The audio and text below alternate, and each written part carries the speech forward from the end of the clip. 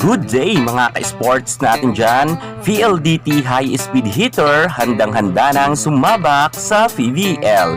Handa na nga ang kanilang first 6 lineups kung saan nga mas pinatatag at mas pinalakas pa nga nila ang kanilang kupunan. Kung saan nga mga ka-sports natin dyan ay meron nga ngayon kasab ang ating Rhea Di Maculangan na isa ren veterana na nagbabalik nga dito sa PLDT. Alam naman natin mga ka-sports natin dyan na ang PLDT ay hindi sila masyado nagre-recruit ng mga bagong players at pa isa-isa na nga lang ang kanilang kinukuha na players. Gaya nga ng nakaraang season, ang kinuha lang nila na isang player, walang iba kundi ang ating Honey Royce Lubino. Ngayon naman may bago nga sila bilang kaback-up nga ng ating Rhea Di Maculangan na si Angie Ligacion. Ayon pa nga kay Coach Rald Ricafort ay mas matatag ngayon ang PLDT. Sa kanyang statement na binitawan, sinabi niya, "We give emphasis sa kondisyon nila at pinaliwanag yung importance para tumagal kami hanggang dulo ng conference and to have that strength and power na kailangan nila.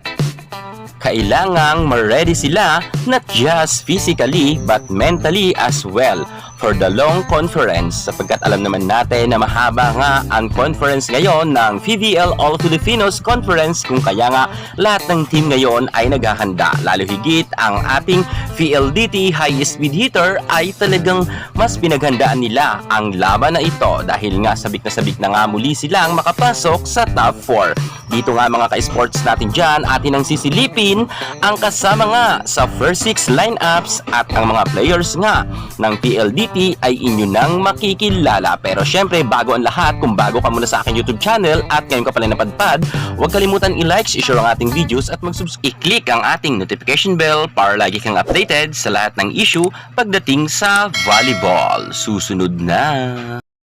Drop it!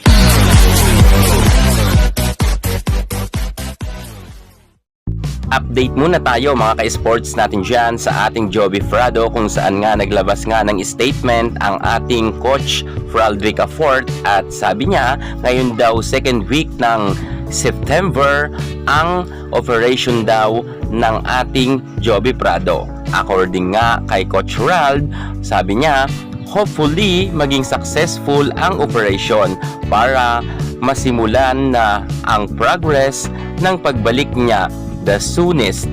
Yan ang kanyang sabi. Hihintayin talaga natin mga ka-sports natin dyan ang pagbabalik nga ng ating Joby Frado sa loob ng court. I hope na maging successful ang kanyang operation. At syempre mga ka-sports natin dyan, ipanalangin natin na ang operasyon nga ng ating Joby Frado ay maging okay siya at mabilisan ang kanyang paggaling. Dahil alam naman natin mga ka-sports kung gaano rin ang ating Joby Frado nakakatulong sa team ng PLDT. At isa nga rin siya sa masasabi natin na mga bigatin na players ng PLDT pagdating sa loob ng court at palaban nga itong si Joby Frado. Hintayin na lang natin muli ang kanyang pagbabalik. I hope na mabilisan ang kanyang paggaling talaga. Hangad natin yan mga ka-sports natin dyan.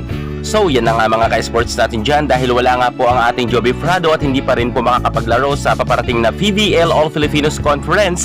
Narito naman ngayon mga ka-sports natin dyan ang kasama nga sa first 6 na sasabak nga sa PVL ng ating coach Rald Ricafort. Unahin na natin dyan ang ating napakaganda na si Mika Reyes, ang ating middle blocker na si Mika. Alam naman natin na si Mika Reyes ay isa sa mga pinakamagaling rin natin na middle blocker. Noon pa man ang kanyang panahon ng collegiate ay super galing niya na. Hanggang sa ngayon mga ka-sports, hindi pa rin nga nagbabago ang kanyang angking kagalingan at higit sa lahat nga siya nga pa rin ang team captain nga ng PLDT, kung saan masasabi rin natin na may leadership ang ating Mika Reyes.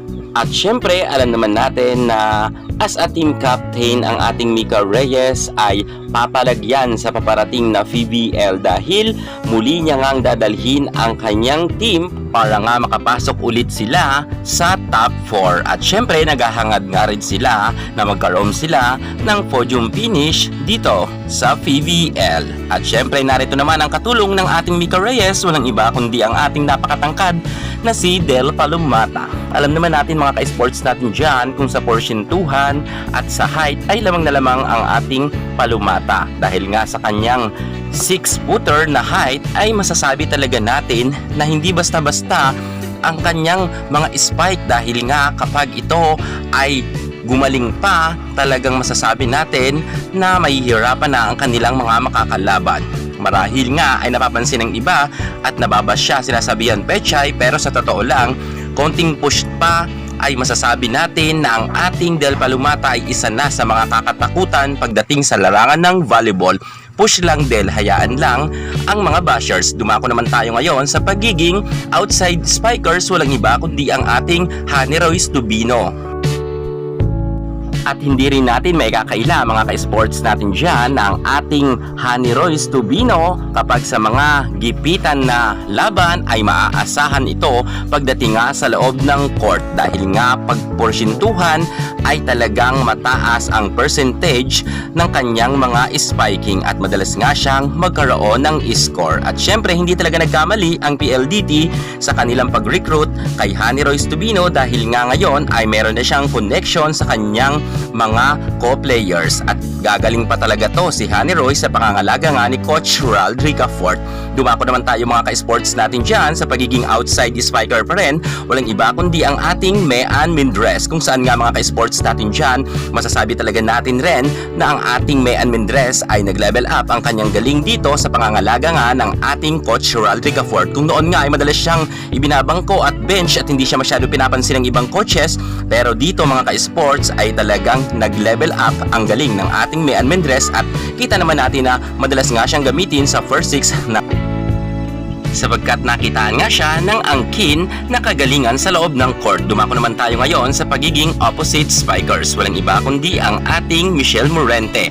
Alam naman natin mga ka-sports natin dyan na ang ating Mitch Morente ay palipat-lipat nga siya ng mga team, pero mukhang dito na siya magtatagal sa PLDT dahil nga inaalagaan siya ng management ng PLDT at kita naman natin na ang ating Mitch Morente ay level up rin ang kanyang galing dito at talagang ipinapakita niya sa loob ng court na hindi siya basta at hindi pa siya laos at may angking kagalingan siya at never pa siya dapat ibangko.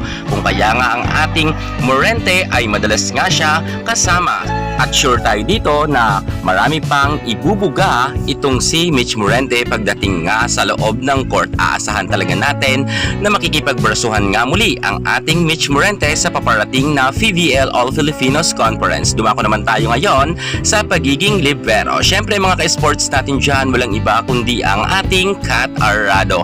Wala pa rin mga ka-sports natin dyan gupas ang ating libero na si Arrado. Alam natin mga ka-sports na pagdating naman sa floor defense ay maaasahan talaga ang ating Kat Arrado. Kung kaya nga madalas rin talaga siyang ibinababad ni Coach Ral Ricafort at hindi nga siya ibinabangko dahil may angking kagalingan ang ating Kat Arrado. Good luck na lang sa paparating na laban ng ating Kat Arrado at syempre ang kanilang setter walang iba kundi ang ating Angie Ligacion or Angelica Ligacion. Kasama niya nga dyan ang ating veterana na si Rhea Di Maculangan. Maganda to mga ka-sports natin dyan dahil same po sila, veterana na sa ngayon at pareha sila magaling na setter. At higit sa lahat mga ka-sports natin dyan, nagpapasalamat nga ang ating Angelica Ligacion sapagkat nga binigyan raw siya ng pagkakataon muli na makapaglaro nga sa PLDT dahil nga noon ay galing na siya dito sa PLDT pero nga nawala siya dito at ngayon sa kanyang pagbabalik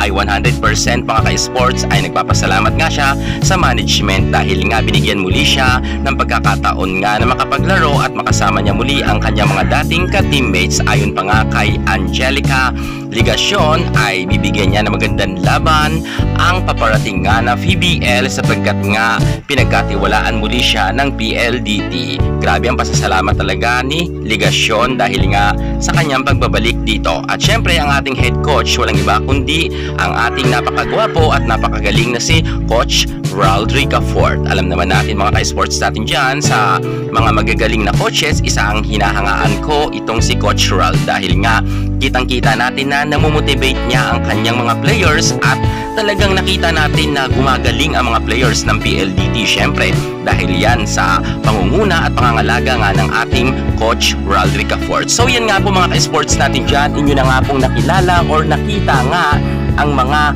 hahawakan muli na players ng ating coach Raldi Cafort, ang PLDT High Speed Hitter.